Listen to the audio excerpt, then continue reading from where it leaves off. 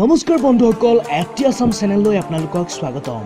আজিৰ ভিডিঅ'ত মই আপোনালোকৰ বাবে কেইটামান শক্তিশালী উন্নত টেকনলজিৰ মেচিন লৈ আহিছোঁ যিকেইটা দেখিলে আপোনালোকৰ চকু কপালত উঠিব পাৰে। সেয়ে ভালদৰে এঠাইত বহি লওক আৰু সম্পূৰ্ণ ভিডিঅ'টো উপভোগ কৰক।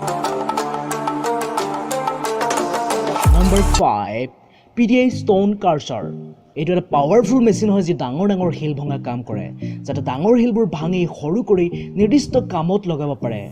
তাৰ বাবে এই মেচিনটো শিলবোৰৰ ওপৰেৰে চলাই নিয়া হয় আৰু আগৰ দুখৰে ভঙা শিলবোৰ পিছৰ অংশই উঠাই নি কামত লগায়। Number 4 মেবৰ LHS। এইটো মেচিনক কাঠৰ কাৰখানাত কামত লগোৱা হয় আৰু ই গছৰ পৰা বাকলি এৰুৱা কাম কৰে। মাত্ৰ কেইছেকেণ্ডমানৰ ভিতৰতে এইটো মেচিনে এনেদৰে গছৰ পৰা বাকলিবোৰ গুচাই শেষ কৰি তোলে যি আপোনালোকে স্ক্ৰীণত দেখিবলৈ পাইছেই।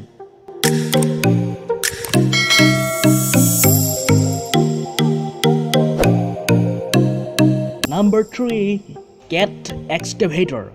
এইটো মেচিনত জংঘলৰ মাজত থকা ওখ ওখ গছবোৰ কাটিবলৈ ব্যৱহাৰ কৰা হয়।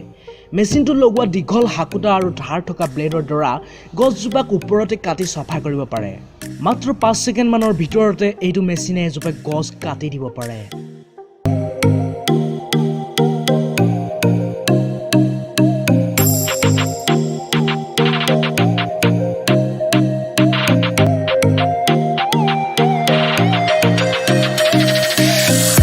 Number 2 চেনভিক MT720। এইটো মেচিন বিশেষকৈ পাহাৰৰ মাজেৰে সুৰংগ বনাবলৈ ব্যৱহাৰ কৰা হয় যি ডাঙৰ ডাঙৰ শিলবোৰ কাটি টুকুৰা টুকুৰ কৰি দিয়ে। কাৰণ এই মেচিনটোৰ আগফালে শক্তিশালী কাটাৰ লগোৱা থাকে যি আগত যিয়েই নাহক কিয় সকলোবোৰ কাটি চেদেলি ভেদেলি কৰি পেলায়।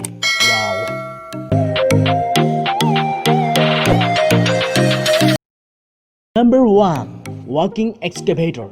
এইটো মেচিনক মকৰা মেচিন বুলি কোৱা হয় কাৰণ ইয়াৰ ঠেং সদৃশ পাৰ্ট যিকোনো দিশতে ঘূৰিব পাৰে।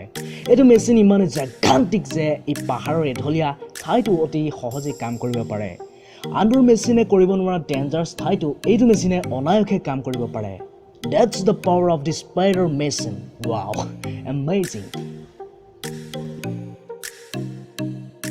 ভিডিঅ'টো চাই চাগে আপোনালোকৰ মুখ নিশ্চয় এতিয়ালৈকে মেলেই খাই আছে। তো বন্ধ নকৰাৰ আগতে ভিডিঅ'টো লাইক এটা কৰি দিব আৰু চেনেলটো ছাবস্ক্ৰাইব কৰি বেল আইকনটো প্ৰেছ কৰি দিব। কৰিলে নে? কৰিলে। Thank you. Thank U.